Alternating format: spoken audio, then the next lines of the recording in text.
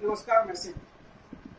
देखिए, जिस तरीके से बिहार, भारत लेकर सारे जितने भी राजनीतिक पार्टियां हैं, जो कह सकते हैं आप विपक्षी पार्टियां, वो सनातन धर्म को टारगेट कर कर अपनी राय अलग अलग तरीके से प्रकट कर रही है।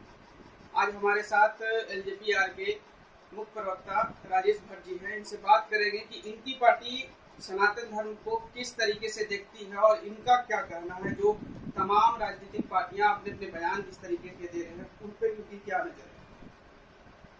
देखिए, कोई भी धर्म, कोई भी पंथ, ये किसी बड़े जमात का आस्था का विषय होता है और किसी की आस्था को भंग करने के लिए इरादतन अगर कोई इस तरह का बयान दिया जाता हो जिसमें सामाजिक समरसता भंग हो, मैं समझता हूं कि उस पर कानूनी कार्रवाई भी होनी चाहिए और राजनीतिक कार्रवाई भी होनी चाहिए। उनकी पार्टी और सरकार को ये चाहिए कि सरकार के मंत्रालय से बर्खास्त कर दें, क्योंकि इरादतन इसलिए मैं कह रहा हूं कि इस तरह के बयान उन्होंने कई बार दिया है।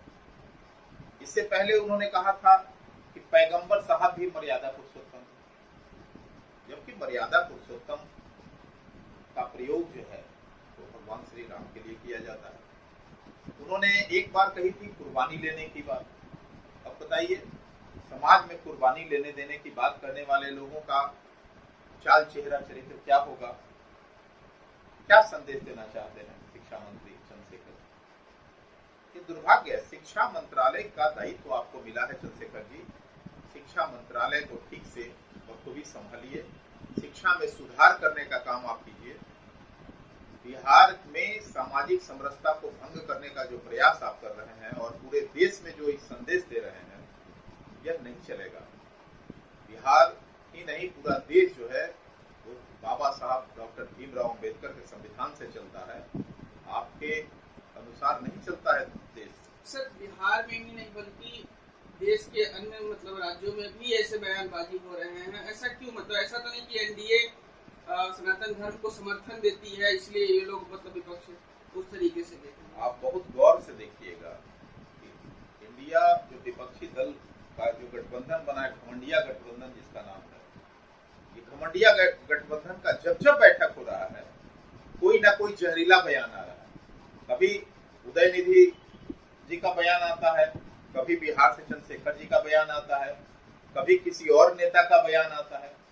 यह सब प्रायोजित हो रहा है। मैं समझता हूं ये जो इंडिया की बैठक हो रही है और बैठक के बाद एक जो जहरीला बयान इस तरह का आता है जिससे सामाजिक समरसता हमेशा प्रभावित हो रही है, तो कहीं ना कहीं ये प्रायोजित तौर पे हो रही है। ये इंडिया इसी के लिए बना ही है, मैं समझता हूँ। सनातन धर्म को देखिए, भारत की जनता सब कुछ देख रही है और जनता इनको 2024 में और बिहार में 2025 में बोरिया बिस्तर समेटकर घर भेजने के लिए तैयार हो गई है। अब बिहार में एक बदलाव की जो बयार बनी है, आप देखेंगे कि बिहार ही में लोकसभा की आज चुनाव हो जाए तो 40 सीट एनडीए को जाने, इसमें कहीं कुछ शक ही नहीं।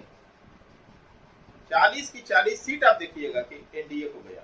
तो सर, राजनीतिक जो जिस तरीके से है 2024 के चुनाव लेकर, लेकिन इसमें स्पेशली सनातन धर्म को क्यों टारगेट करना? कोई अन्य धर्म को तो ऐसा कुछ नहीं। ये देखिए अभी जो बिहार में मुख्यमंत्री नीतीश कुमार जी हैं, पिछले 18 वर्षों से उन्होंने जात पात, धर्म, मजहब, अगड़ा पिछड़ा, दलित वहां दलित करके बिहार को उलझाए हुए हैं और सत्ता की कुर्सी पर बने हुए हैं। ये समाज के बांटने वाले लोग हैं और उनके निर्देश में ये सारे कुछ हो रहे हैं। ऐसा नहीं है।